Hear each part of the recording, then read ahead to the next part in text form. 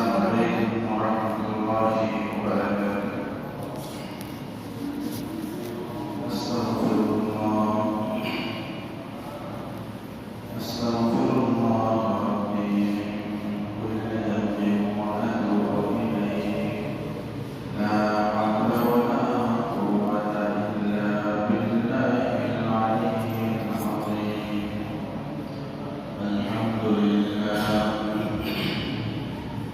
الحمد لله نحمده ونستعينه ونستغفره ونعوذ بالله من شرور أنفسنا ومن سيئات أعمالنا. من يهده الله فلا مضل له ومن يضلل فلا هادي له. ونشهد أن لا إله إلا الله وحده لا شريك له. ونشهد أن محمدا عبده ورسوله الذي أرسله بالحق بشيرا ونذيرا وداعيا إلى الله بإذنه وسراجا منيرا. فقد قال الله تعالى في كلامه المجيد وفي فرقانه الحميد: إن الله وملائكته يصلون على النبي يا أيها الذين آمنوا صلوا عليه وسلموا تسليما.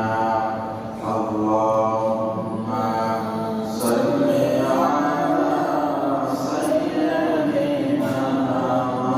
مولانا محمد وعلى آل سيدنا مولانا محمد وعلى بكماله كشف الدجى بجماله حسنت جميع خصاله صلوا عليه وآله.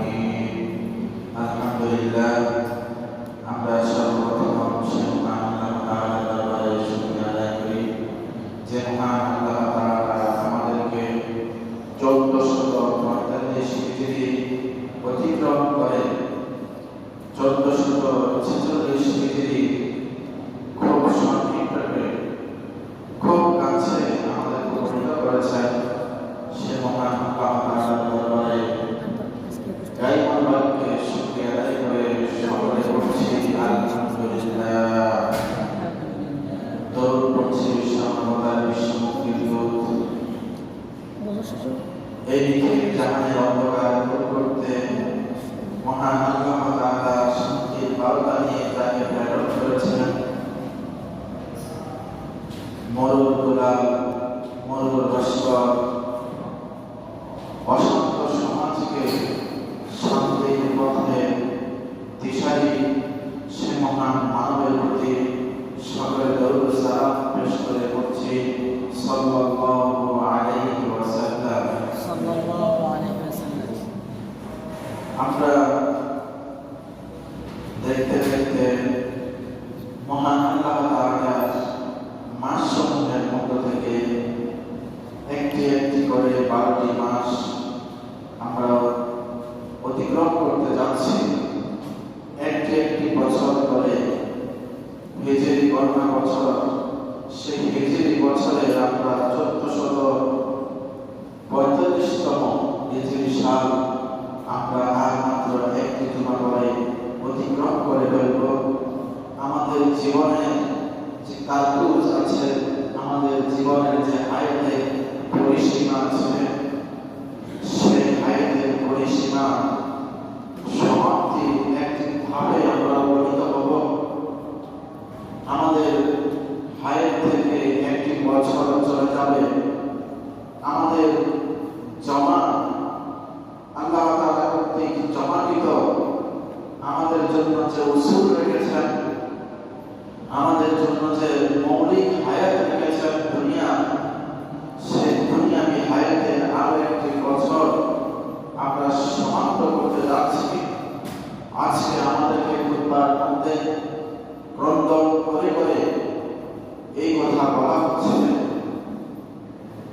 দুনিয়ার মানুষ, তোমরা একটু তোমার ডান পাশে দেখো, তোমরা তোমার বাম পাশে দেখো, তোমরা তোমাদের সামনে দেখো, তোমরা তোমাদের পিছনে দেখো।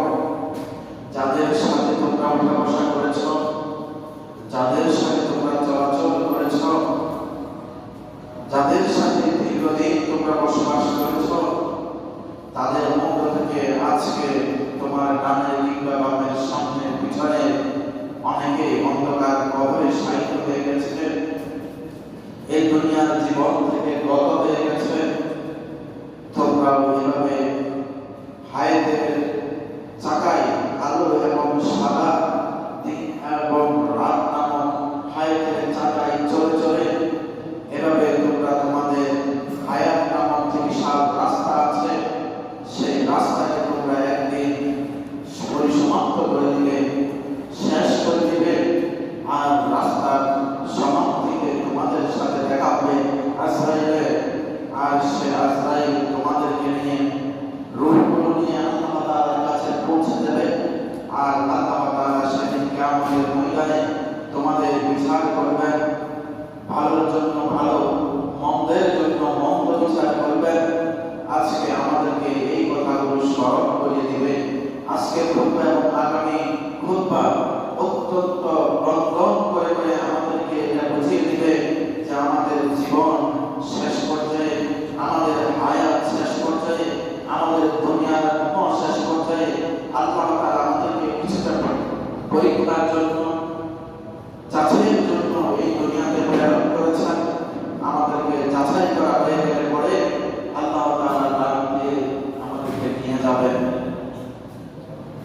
আল্লাহ তাআলা কোরআনুল কারীমে এই আমাদেরকে আজকের এই মজলিসকে উদ্দেশ্য করে ১৩,০০০ বছর আগে মহাগ্রন্থ আল কোরআনের মাধ্যমে জানিয়ে দিয়েছেন। আউযু বিল্লাহি মিনাশ শাইতানির রাজীম। বিসমিল্লাহির রাহমানির রাহিম। আফাহাসিবতুম আন তুতরাকু আন তাকুলু আমান্না ওয়া আনতুম লা তুফতানুন। মহান আল্লাহ তাআলা আমাকে আপনাকে উদ্দেশ্য করে বলছেন, আফাহাসিবতুম, তোমরা কি ধারণা করো, তোমরা কি চিন্তা করো, তোমরা কি এই বিষয়টি উপলব্ধি করো, এই বিষয়টি বোঝার জন্য কি চেষ্টা করো, বা তোমরা কি এইভাবে কল্পনা করো যে তোমাদেরকে তোমাদেরকে ছেড়ে দেওয়া হবে, তোমাদেরকে অবনীলায় চলতে দেওয়া হবে। অথচ তোমরা বলেছ আমান্না, ঈমান এনেছি। অথচ তোমরা বলেছ আমরা আল্লাহর প্রতি ঈমান এনেছি। এই ধারণা করে তোমরা কি পার পেয়ে যাবে, এই চিন্তা করে তোমরা কি হিসাবে করুণায় নিয়ে নিচ্ছ। ওয়া আনতুম লা তুফতানুন, অথচ তোমাদেরকে পরীক্ষা করা হবে না, তোমাদেরকে যাচাই করা হবে না। আল্লাহ তাআলা স্পষ্ট করে বলে দিচ্ছেন, আফাহাসিবতুম, তোমরা কি এই চিন্তা নিয়ে বসে আছো, লা তুফতানুন, তোমাদেরকে পরীক্ষা করা হবে না, আন তাকুলু আমান্না, অথচ তোমরা বলেছ ঈমান এনেছি, আন তুতরাকু, তোমাদেরকে কি তখন ছেড়ে দিয়ে রাখা হবে। আল্লাহ তাআলার কথাটা প্রত্যেকটাকে আলাদা আলাদা শব্দ দিয়ে আমাকে আপনাকে বোঝার জন্য এভাবে স্পষ্ট করে দিচ্ছেন। আয়াতের আমি আগের অংশ পরের অংশ আগে বলছি অর্থ বোঝার সুবিধার জন্য। আফাহাসিবতুম, আমরা কি ধারণা করে বসে আছি যে লা ইফতানুন, আমাদেরকে পরীক্ষা করবেন আল্লাহ তাআলা, একটু যাচাই বাছাই করবে না। কিন্তু আমরা বলেছি আমান্না, কুলু আমান্না। আল্লাহ তাআলা আরো আয়াতে আমাদের বলেছেন কুলু আমান্না, তোমরা বলো আমরা ঈমান এনেছি বিল্লাহ, আল্লাহর প্রতি, ওয়া রাসূলিহি, রাসূলের প্রতি। তোমরা এই শব্দগুলো বলবে। অথচ তোমাদেরকে পরীক্ষা করা হবে না। এই পরীক্ষা কি ছিল?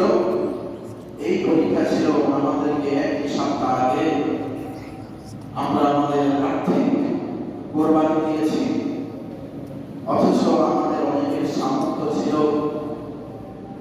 আমরা কোরবানি করিনি। আমাদের অনেকের সামর্থ্য ছিল না, কিন্তু আল্লাহ সন্তুষ্টির জন্য আমরা কোরবানি করেছি। আল্লাহ দ্বারা সম্পদ থেকে আমরা খরচ করেছি, আমরা রোজা রেখেছি আমাদের সামর্থ্য অনুযায়ী, আমরা রাত জেগেছি সামর্থ্য অনুযায়ী। আমাদের আল্লাহ দ্বারা একটু পরীক্ষা করেছেন, একটু যাচাই করেছেন। সেই যাচাই আমরা নিজেদেরকে আল্লাহর কাছে সুবর্দ করতে পেরেছি, সেটা আমরা নিজেরাই জানি নিজেদের ইমান কতটুকু। আজকে আমাদের ইমান এতটা দুর্বল, আমাদের ইমান গুলো এতটা মরিচিকার মতো। আজকের সমাজের যে কুরবানি আমরা করলাম, মহান আল্লাহ তাআলা আমাদেরকে যে সুযোগ দিয়েছে কুরবানি করার জন্য, সেই কুরবানি আসলে আল্লাহ তাআলা আমাদেরকে কি শিক্ষা দিয়েছেন, কোন মর্মটুকু আমাদেরকে বুঝিয়েছেন, আমরা অনেকে বুঝতে ব্যর্থ হয়েছি। আমরা অবশ্যই সমাজের কথাগুলোকে কানে নিয়ে আমরাও তাদের সাথে একাত্মতা ঘোষণা করে বলেছি, এভাবে পশুগুলোকে জবাই করে রক্তে রঞ্জিত করে মানুষগুলোকে বিভীষিকাময় অবস্থার সম্মুখীন হতে হয়। বাচ্চারা ভয় পায়, মহিলারা ভয় পায়, রক্তের বন্যা বয়ে যায়, জীবনগুলো নষ্ট করে দেয়। মানুষ কোরবানির পশু নিয়ে ক্রন্দন করে বলে, আমার পুত্রের মতো লালন করেছি। আবার এই সমস্ত কথাগুলো মিডিয়ার মাধ্যমে আমার আপনার কার্যকর আসে, আমরা তখন আফসোস করে বলি, আর এই গরুটি জবাই করে দেওয়া হবে। অথচ যে আল্লাহ তাআলা আমাকে আপনাকে 5 ওয়াক্ত নামাজের জন্য রেখেছেন, যে আল্লাহ তাআলা হুকুম করেছেন আমার জন্য হালাল প্রাণী হিসেবে তাদেরকে জবাই করে খাওয়ার জন্য, আমরা সেটুকু বুঝলাম না। আমরা দেখলাম না এই কোরবানির মাধ্যমে আমার জনতার কি লাভ হচ্ছে। যেখানে একটি দেশের সরকার মানুষকে সাহায্য সহযোগিতা দিতে, মানুষের ফায়দা বুঝতে যতটা সম্ভব, তাদের যতটা কষ্ট হয়, হয়তো পারে হয়তো পারে না, এই কোরবানির মাধ্যমে আল্লাহ তাআলা অসংখ্য অসচ্ছল মানুষকে সচ্ছলতার জীবন দান করেছেন। তারা গরু লালন পালন করে, নিতান্ত ফ্যামিলি, নিতান্ত পরিবারের মানুষগুলো গরুগুলো পালন করে, তারা কষ্ট করে পয়সাওয়ালাদের কাছে বিক্রি করে। এভাবে যদি আপনি হিসাব করেন, বাংলাদেশে কমপক্ষে 4 কোটি মানুষ প্রায় কোরবানি করেছে।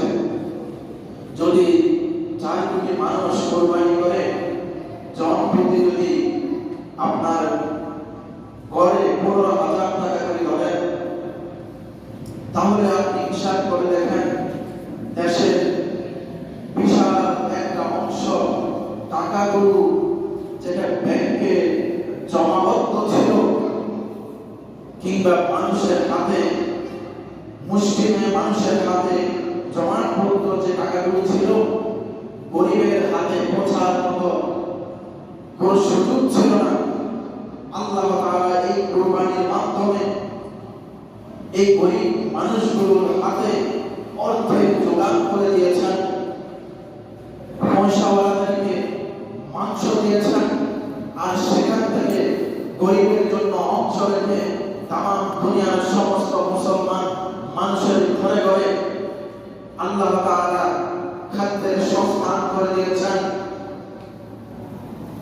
মানুষকে আল্লাহ তাআলা যে পরিমাণ সাহায্য সহযোগিতা ভালোবাসা একজন অপরজনের জন্য করা প্রয়োজন, এই কোরবানির মাধ্যমে আল্লাহ তাআলা সেই বিষয়টুকু স্পষ্ট করতে চেয়েছেন। চান। যেভাবে আমরা একজন অপরজনের প্রতি সহানুভূতিশীল হই, এর চাইতে তো আল্লাহ তাআলা আরো বেশি সহানুভূতিশীল। আল্লাহ তাআলা এর চাইতে অনেক বেশি দয়ালু। সেই দয়া থেকে আল্লাহ তাআলা আমাকে আপনাকে এই ব্যবস্থাটুকু করে দিয়ে এটাই বোঝাচ্ছেন, আমার দেয়া রিজিকগুলো তোমাদের জন্য হালাল করেছি খাওয়ার জন্য, তোমাদের জন্য এখান থেকে উপকারের অসংখ্য বস্তু নিহিত করে রেখেছি। আর শুধু তোমরা কিছু মানুষ বলে এটাকে এভাবে করা সুন্দর নয়, মানবতার দৃষ্টিকোণ থেকে এটা সুন্দর হচ্ছে না, বিভীষিকাময় অবস্থা, রূপগুলো নষ্ট করা হচ্ছে, প্রাণীগুলো নষ্ট করা হচ্ছে। অথচ তারা দেখলো না আমরা সারা জীবন যা কিছু খাচ্ছি কোনো না কোনো জিনিসকে হত্যা করছি, কোনো না কোনো জিনিসের রূপটাকে আমরা নিয়ে নিচ্ছি। সেটা ঘরের তৈরি তরকারি হোক, ঘরের মুরগি হোক, হাঁস হোক, গৃহপালিত পশু যাই কিছু হোক, সবটুকুই আল্লাহ তাআলার দেয়া নিয়ামত। সবার জীবন আছে, রূহ আছে। আল্লাহ তাআলা আমাদেরকে এটার মাধ্যমে পরীক্ষা করতে চেয়েছেন কাদের ঈমান তাজা, কারা মানুষের কথা না শুনে নিজেদের ঈমানকে মজবুত রাখার জন্য, আল্লাহর বিধানকে প্রতিষ্ঠা করার জন্য আল্লাহর নামে কুরবানি করেছিলেন। আবার কারা রমজান পেয়ে রমজানের রোজাগুলো রেখেছে, কারা হালালকে হালাল হিসাবে, হারামকে হারাম হিসাবে মেনে বুঝে নিজেদের জীবনকে হালালের পথে ধাবিত করেছে, হারাম থেকে নিজেদের জীবনকে ফিরিয়ে নিয়ে এসেছে। আল্লাহ তাআলা এভাবেই আমাদেরকে সারাটি বছর পরীক্ষা করেছেন। আজকে খুতবায় সে কথাই বলা হচ্ছে, তোমাদেরকে কি পরীক্ষা করা হবে না, অথচ তোমরা বলেছো আমরা ঈমান এনেছি। আজকে বছর সমাপ্তির খুতবা, বছর সমাপ্তিতে আমাদেরকে বলা হচ্ছে ফাওয়াল্লাহ, আল্লাহর শপথ, লা ইয়ালামান্নাল্লাহু আল্লাযীনা সাদাকু ওয়া লা ইয়ালামান্নাল কাযিবিন। আজকে বছরের শেষে আল্লাহ তাআলা হিসাব করবেন, দেখবেন, অবশ্যই জানেন আল্লাহ তাআলা। এরপর বলা হচ্ছে লা ইয়ালামান্নাল্লাহ, আল্লাহ তাআলা তো জানেন আল্লাযীনা সাদাকু, কার সত্যায়ন করেছে আল্লাহ তাআলার বিধানগুলোকে, আর কারা আল্লাহর বিধানকে ওয়া লা ইয়ালামান্নাল কাযিবিন, কারা আল্লাহ তাআলার এই বিধানগুলোকে মিথ্যায় রূপান্তরিত করেছে। আল্লাহ তাআলা আজকে বছর শেষে এটার হিসাব করবেন।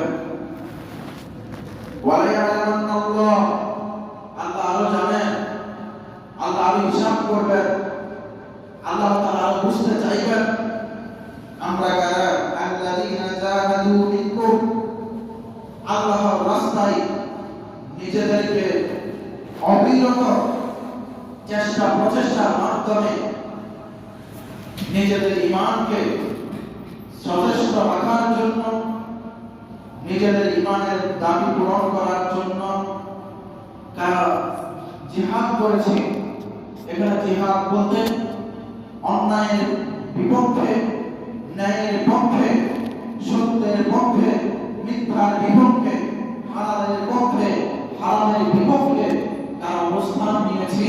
আল্লাহ তাআলা এটা বুঝবেন, এটা জানবেন, এটা আল্লাহ তাআলা হিসাব করবেন আমার আপনার প্রত্যেকের জন্য।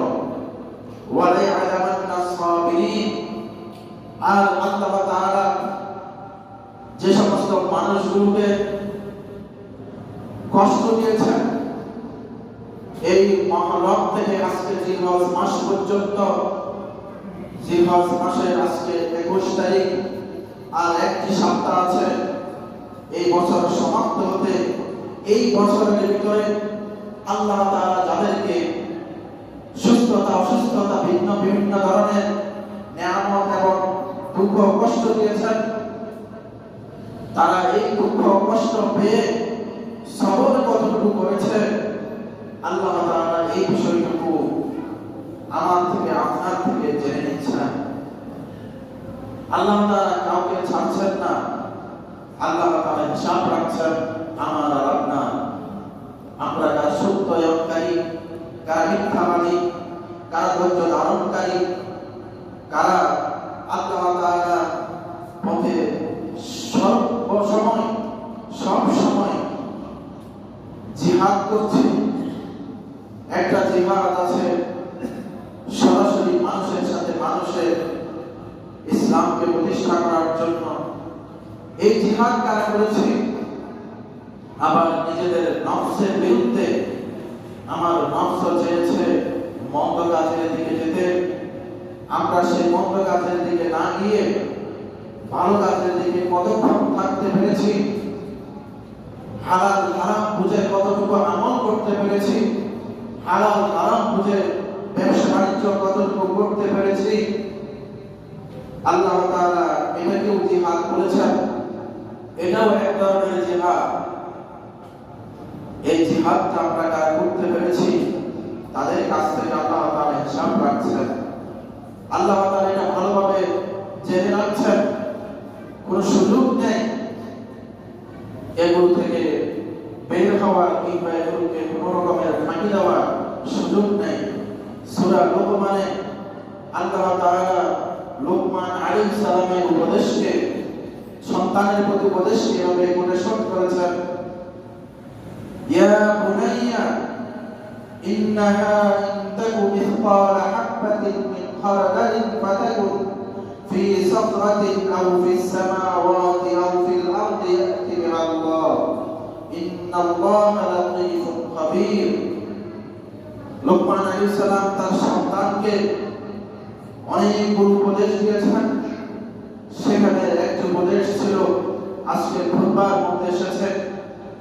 সেখানে একটি উপদেশ ছিল লোকমান আলাইহিস সালাম তার সন্তানদেরকে ডেকে বললেন, ওই আমার প্রাণপ্রিয় সন্তানেরা, তোমরা জেনে রাখো, ইন্নাহা ইন তাকু মিসকালা হাববাতিন মিন খারদালিন ফাতাকুন ফি সাখরাতিন আও ফিস সামাওয়াতি আও ফিল আরদ।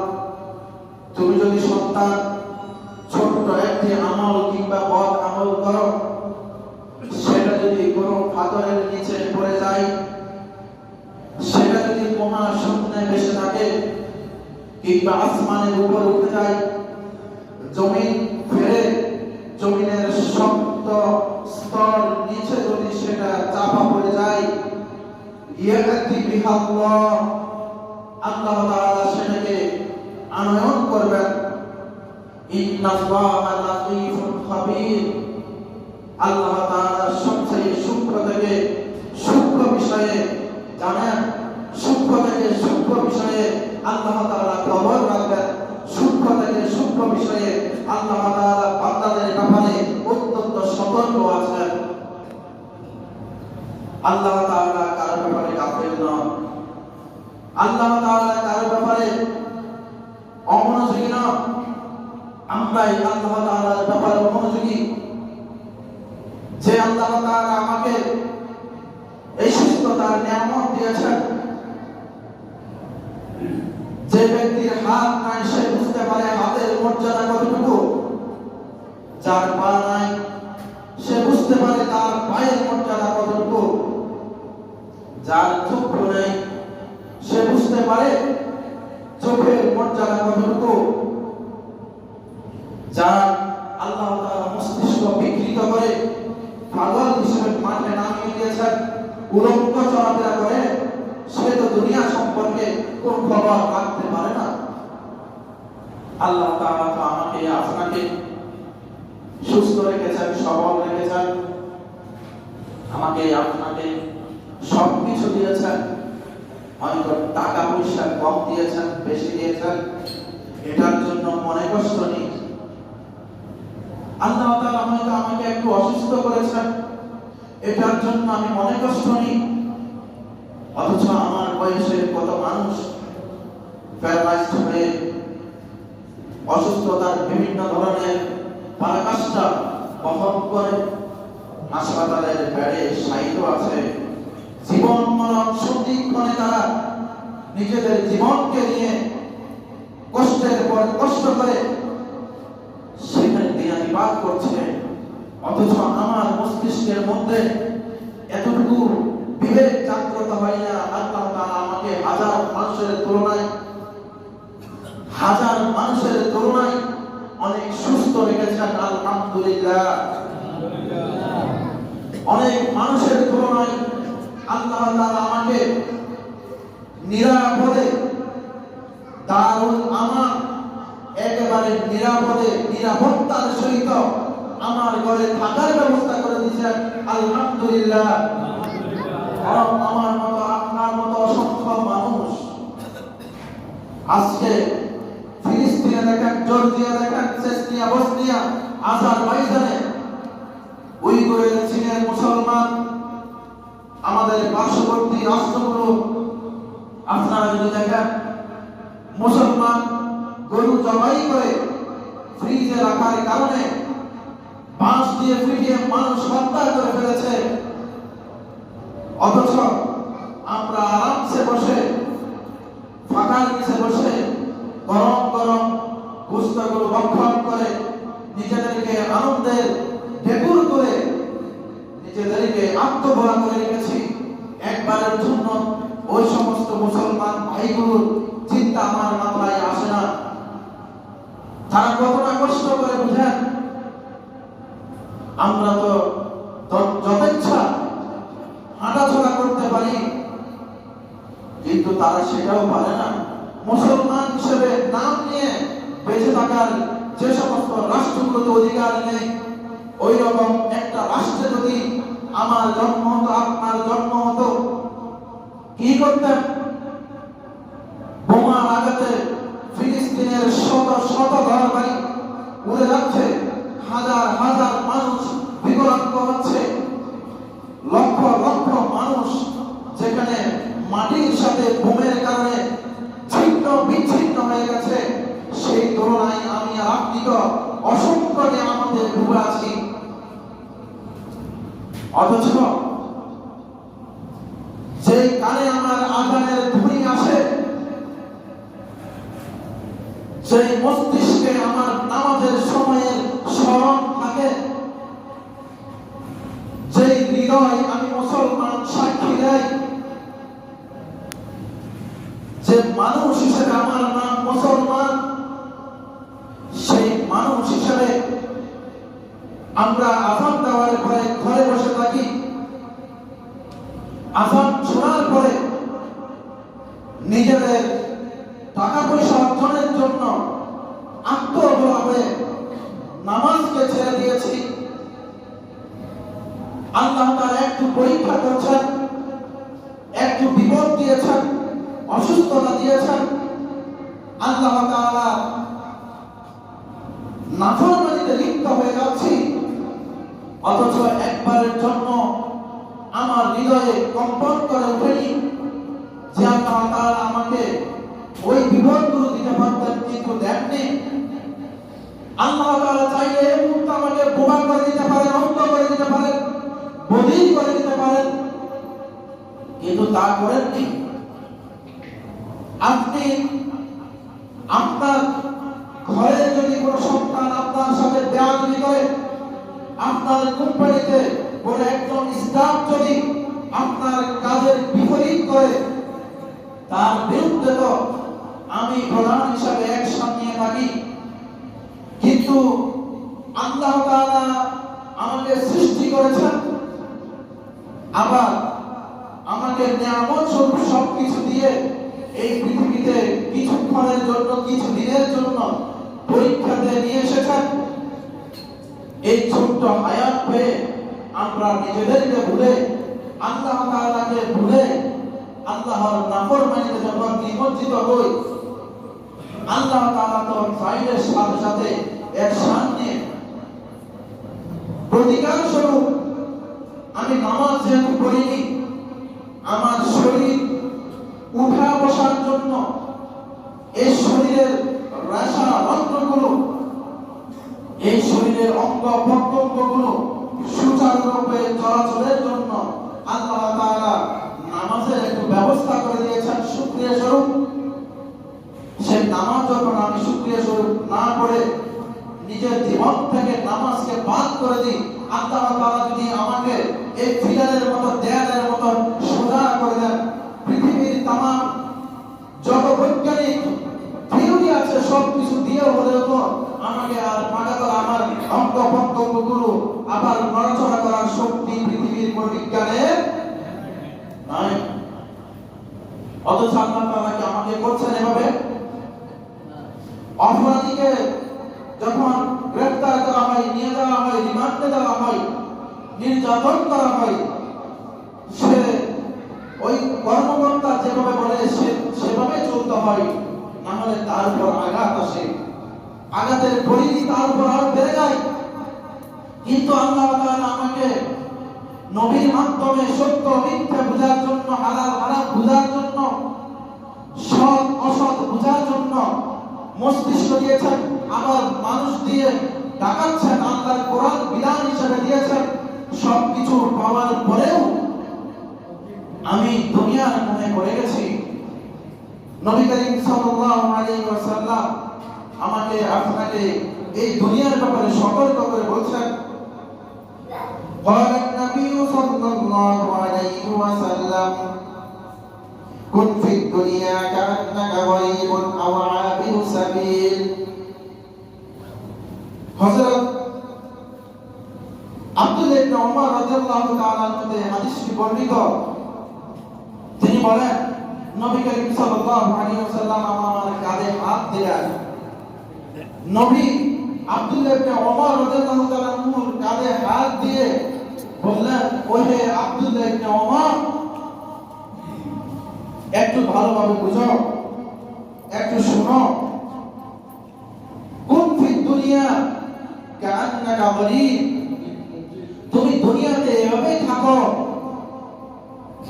গরীব শব্দের অর্থ আমরা মনে করি গরীব, অসহায়। গরীবের অনেকগুলো অর্থ আছে। গরীব আমরা যেটা বুঝি গরীব, সে গরীবের অর্থ হয়, আবার গরীব বলা হয় যে একজন ব্যক্তি যখন একটি নতুন জায়গায় যায়, সে ওই জায়গায় যেমন কোনো কিছু চিনে না, জানে না, এবং সেখানে যাবে আবার চলে আসবে, এই যে যাওয়া এবং আসা, এই সময়টুকুতে সে যতটুকু সামান প্রয়োজনীয় জিনিস তার সাথে নেয়, এর চাইতে বেশি কিছু কেউ নেয়? কেউ যদি এখান থেকে চট্টগ্রাম যাবে, আজকে কালকে চলে আসবে, তার বাড়ি থেকে কাঁথা, বালিশ, কম্বল, টাকা পয়সা, স্বর্ণ অলংকার, ঘরের মারি পাতি যা কিছু আছে সব কিছু নিয়ে যাবে?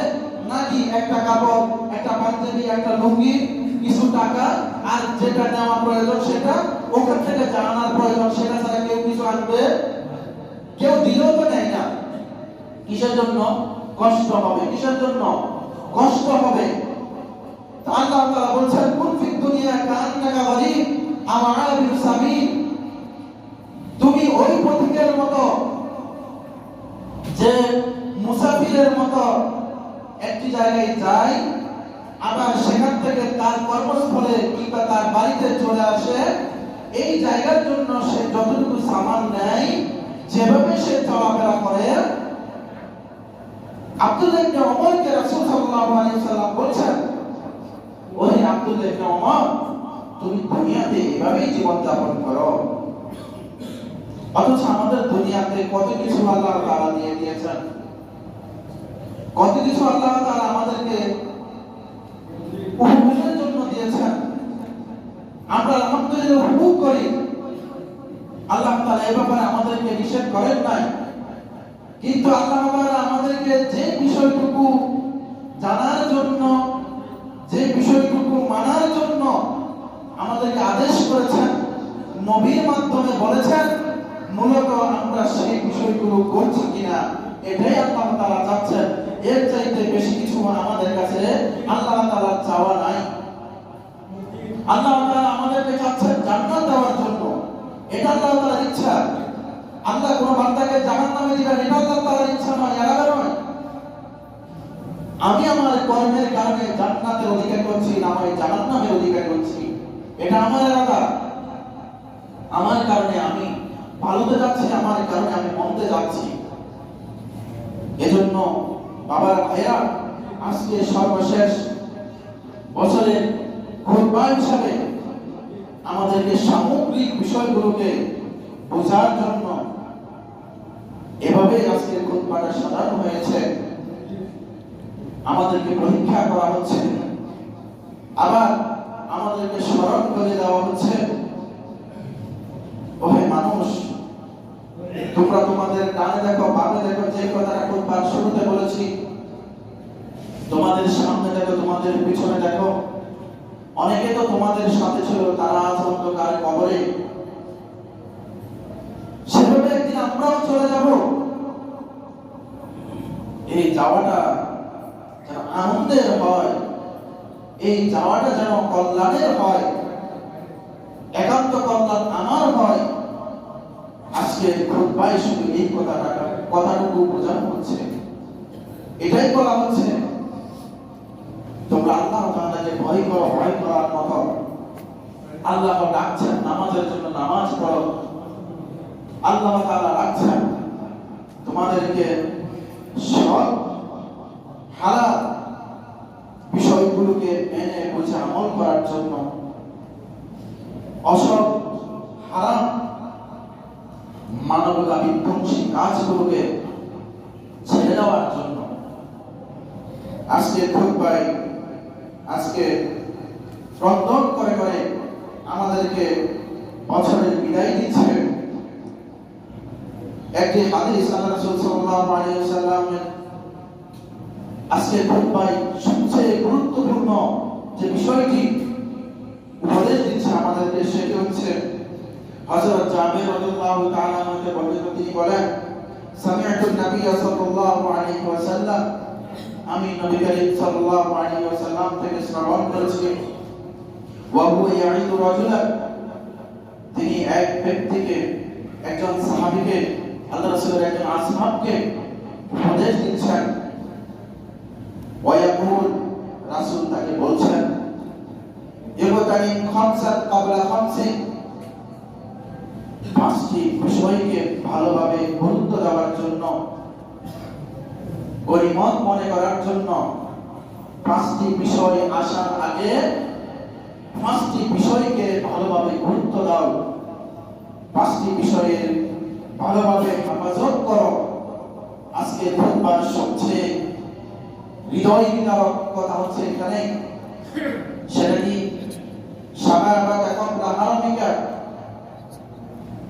তোমার পার্থক্য বিছানায় শোয়ার আগে, কর্মক্ষম হওয়ার আগে, যখন কর্ম করার মতো আর কোন শক্তি সামর্থ্য শরীরে নেই, ওই সময়ে পৌঁছার আগে যে সময়টুকু আছে সেই সময়টাকে গুরুত্ব দাও। সাবাবাকা, এখানে যৌবনের কথা বলা হয়েছে, অর্থাৎ যৌবনটা এখানে বোঝানো হচ্ছে যতদিন আমি কর্মতে সক্ষম থাকবো, কাজে যতদিন সক্ষম থাকবো, ওই সক্ষম অবস্থায় আমি ওই সময়টুকুকে যাতে গুরুত্ব দিয়ে থাকি,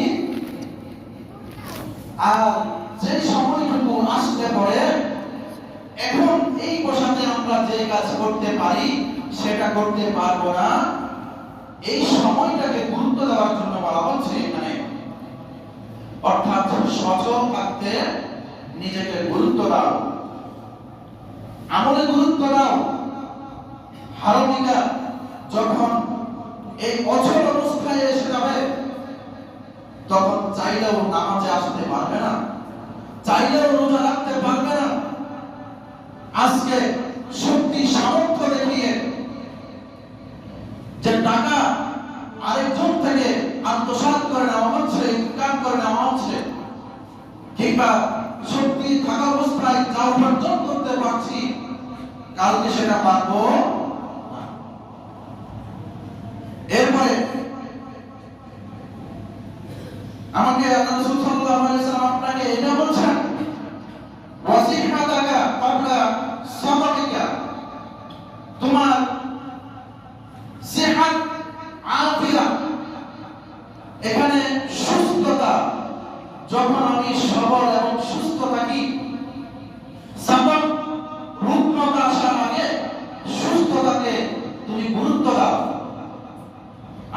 আপনাকে রাসূলের এই হাদিস থেকে এটাই বোঝানো হচ্ছে, তুমি যখন অসুস্থ হয়ে হাসপাতালে কিংবা মৃত্যুর বিছানায় শয়ন হয়ে যাবে, তখন কিছু করার সুযোগ থাকবে না। তোমার সেহাত এবং আফিয়াতকে গুরুত্ব দিয়ে যখন সাতম রুগ্নতা আসবে, তার আগেই তুমি নিজেকে আল্লাহর জন্য, দ্বীনের জন্য, পরবর্তী জীবনের জন্য নিজেকে তৈরি করে নাও। ওয়াকিনাকা ক্বাবলা ফাকরিকা, ধনাঢ্যতা থাকতে নিজেকে দান খয়রাত করে, যাকাত অর্পণ করে, কুরবানি করে, যে সমস্ত খাতগুলোতে আল্লাহ তাআলা আমার থেকে সম্পদ চেয়েছেন, যে বিষয়গুলোতে আমার কাছ থেকে আল্লাহ তাআলা খরচ করার জন্য আদেশ করেছেন, আমার উপর ফরজ করেছেন, ওয়াজিব করেছেন, ওই জায়গাগুলোতে আমি যাতে আমার খরচটুকু করে দিই। কখনকার আগে? ফাকরিকা, হালত গরিব হওয়ার আগে, যখন আমার হাতে আর কিছুই নেই, তখন হাজার হৃদয়ে চাইলেও দান করতে পারবো। কারণ আজকে যারা ধনী, যাদের উপর হজ ফরজ হয়েছে, কুরবানি ওয়াজিব হয়েছে, যাকাত ফরজ হয়েছে, তারা যদি এগুলো না করে থাকে, না দিয়ে থাকে, তাহলে কাল যদি সে গরিব হয়ে যায়, তারপর তো এই দায়ভারটুকু থেকে যাবে, কিন্তু সেদিন তো সে আর এই কাজটুকু করার সক্ষমতা রাখে না। কি জন্য? কারণ তার কাছে ধনাঢ্যতা শেষ হয়ে গেছে, দারিদ্রতা এসে গেছে।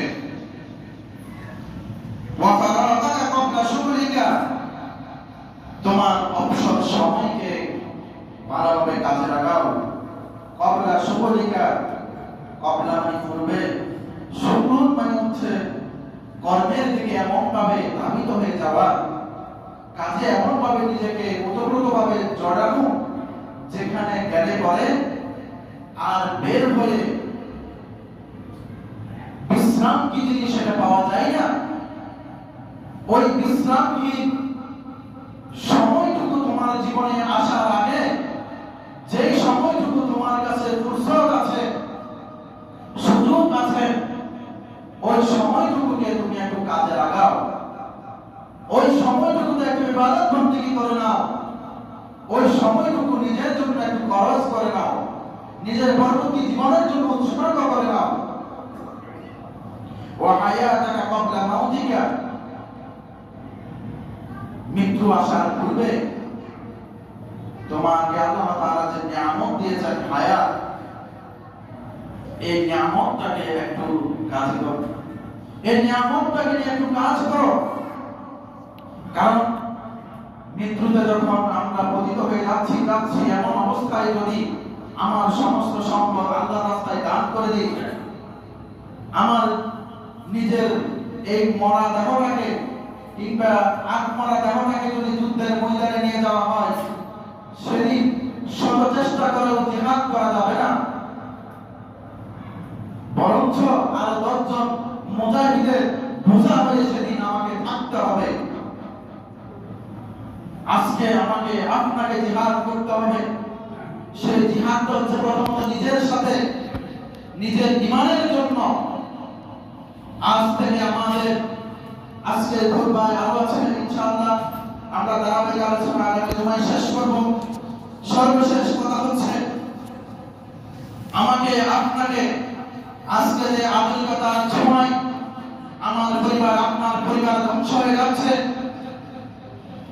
এই ধ্বংস হওয়ার হাত থেকে পরিবারকে রক্ষা করার জন্য ডিশ অ্যান্টেনা নামক, টিভি নামক, ভিডিও মোবাইল নামক যে যন্ত্র আছে, সর্বপ্রথম বর্তমানে সবচাইতে বড় মুজাহিদ ওই ব্যক্তি হবে যেই ব্যক্তি নিজের ঘরের মোবাইলকে নিষিদ্ধ করতে পারবে, যেই ব্যক্তি নিজের ঘরের টিভিকে নিষিদ্ধ করতে পারবে, যেই ব্যক্তি নিজের ঘরের সন্তানকে ফ্রি মিক্সিং থেকে সংরক্ষণ করতে পারবে, যেই ব্যক্তি তার সন্তানকে মেসি নেইমারের কাটিং থেকে ফিরিয়ে আনতে পারবে, যেই ঘরের সন্তান মেয়েকে ওই ধরনের নায়িকাদের চলাচলে যে অবস্থা, সেই অবস্থা থেকে ফিরিয়ে রাখতে পারবে, সবচেয়ে বড় জিহাদ হচ্ছে বর্তমানে এটা। এর চাইতে বড় জিহাদ আর হতে পারে না।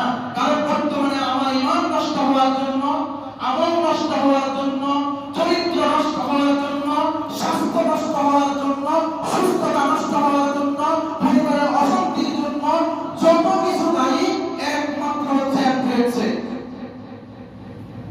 সন্তান নষ্ট হচ্ছে, পরিবার নষ্ট হচ্ছে, সুস্থতা নষ্ট হচ্ছে, সমাজ নষ্ট হচ্ছে, শুধুমাত্র অ্যান্ড্রয়েড সেটের কারণে। এটাকে আজকের জুমার জন্য শিক্ষা হিসেবে নিয়ে নেন আমার পরিবার থেকে। ইনশাআল্লাহ আল্লাহ যদি চাহে আজকে থেকে একদিনে পারা যাবে না, ধীরে ধীরে আমার পরিবারের প্রত্যেকটা সদস্য থেকে ঘরে একটা যদি প্রয়োজন হয় অধিক একটা রাখা যাবে, সেটাকে সংরক্ষণের মাধ্যমে ব্যবহার বিধি সেটাতে সিস্টেম করে দেওয়ার মাধ্যমে। কিন্তু অবাধে যদি এভাবে ব্যবহার হতে থাকে, আজকে সমাজ নষ্ট হওয়ার সবচেয়ে বড় ভূমিকা পালনকারী হচ্ছে এটাই। আলেমে ধন্য মোবাইল, একজনের ভিডিও আরেকজনে দেখে কথা বলছে, পরিবারে দ্বন্দ্ব, একজনের মোবাইল দিয়ে আরেকজনের কথা বলে, আরেকজনের সাথে কথা বলে, পরিবারে দ্বন্দ্ব। এই মোবাইল উঠতি বয়সের যতগুলো ছেলে মেয়ে আছে সবাইকে ধ্বংস করার জন্য যা কিছু প্রয়োজন খুবই নর্মালি, একেবারে নর্মালি মনে করে যেগুলোকে আমরা এখন দেখতেছি, এগুলো সবগুলো চূড়ান্ত পর্যায়ে হারাম। এই হারাম বিষয়গুলো যতদিন পর্যন্ত আমরা ছাড়তে পারবো না, আজকের জুমায় সেই কথা সারা বছরের জন্য বলে দেওয়া হচ্ছে, আগত বছরের জন্য, আর যে বছর আমার কাছ থেকে চলে গেছে সেই বছরের জন্য, যে আজকের দিনে আমার আপনার জন্য এটাই হচ্ছে শিক্ষা, যে আমরা আজকে থেকে আমরা আমাদের জিহাদকে এই মর্মে নিয়ে যাব, যে সমস্ত বর্বরতা, আধুনিকতা আছে এগুলোকে আমরা নিজেদেরকে ফিরে রাখবো, আমাদের পরিবারকে ফিরে রাখবো। আল্লাহ তাআলা যেন আমাদের সকলকে তৌফিক ইনায়াত করেন। আমরা বলি আমিন। ওয়া আখিরু দাওয়ানা আলহামদুলিল্লাহি রাব্বিল আলামিন। আসসালামু আলাইকুম ওয়া রাহমাতুল্লাহি ওয়া বারাকাতুহু।